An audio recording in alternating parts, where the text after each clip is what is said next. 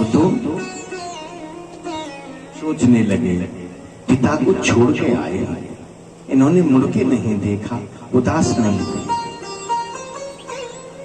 दो भाइयों को छोड़ के आए हैं, भाइयों के प्रति कोई याद नहीं थी, माता को छोड़ दिया।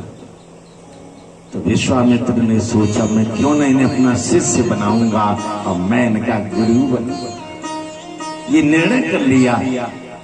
जब बुद्धि चिंतन करती है तो इसे मन कहते हैं, और जब बुद्धि किसी विषय वस्तु का निर्णय करती है तब उसको बुद्धि कहते हैं।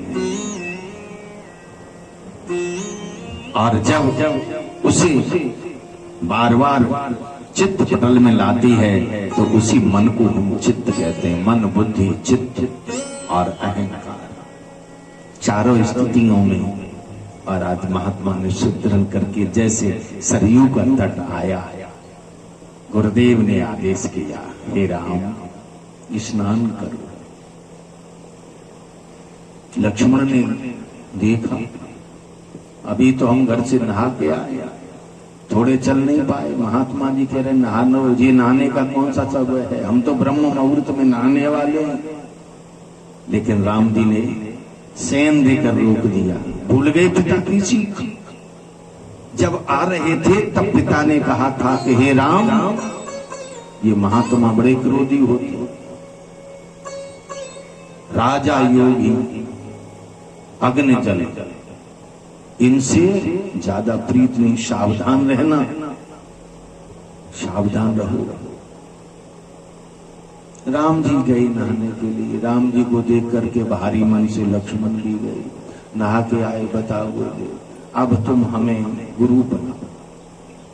लक्ष्मण जी विचार करने लगे, हमारे वशिष्ठ मुनि ब्रह्म ऋषि हैं, हमारे बाप दादे के गुरु हैं। बताओ, महात्मा को जाने नहीं, ताने नहीं, कौन है, कहां से आया है, कुछ जानता भी है कि नहीं जानता, अब गुरु बनाओ। राम जी ने स्वीकार किया, गुरु की चरण। आज गुरु जी ने नाम दाम दिया। बहुत सावधान होकर सुना। ये जो कथाएं सुनाई जा रही हैं, ये राम के कारण नहीं सुनाई जा रही हैं, ये संतों के कारण सुनाई जा रही हैं। क्यों कि धर्म की स्थापना जब जब करते हैं तब संत करते हैं। भगवान तो पाप का अंत करते हैं। आज गुरुदेव ने उन्हें बला और अतबला नाम की 2 विद्याएं प्रदान करी। श्री राम तो विद्याओं के निधि हैं। तब निज नाथ चीनी, विद्या निधि कहूं विद्या दीनी। विद्या के सरोवर हैं श्री राम, पर गुरु ने उन्हें भी विद्या दे डाली जो राम पर नहीं थी।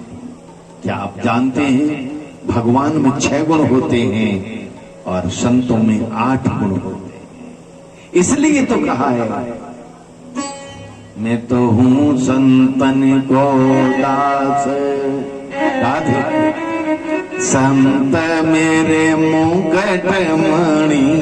मैं तो हूं संतन को दास, संत मेरे मुकुट मणि।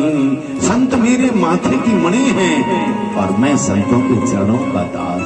क्योंकि संतों में 8 गुण होते हैं। 8 गुण कौन से दिए? हे राम, आज के बाद तुम्हें भूख नहीं लगेगी। हे राम, तुम्हें आज के बाद भूख नहीं लगेगी। और तुम खाना चाहो तो समूचे विश्व को पल भर में खा सकते हो। ये क्षमता मैं तुम्हें दी। पहली क्या दी?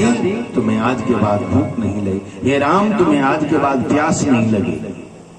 हे राम, आज के बाद तुम्हें निद्रा में भी कोई हरा नहीं सकेगा। हे राम, आज के बाद श्रम के द्वारा जो बुखार होता है वो तुम्हें कभी नहीं होगा। हे राम, तुम्हें कोई बीमारी नहीं होगी।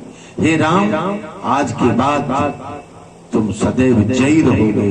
और अंत में एक अद्भुत दी कि आज के बाद तुम्हारी आयु स्थिर हो जाएगी, इससे आगे नहीं जाएगी।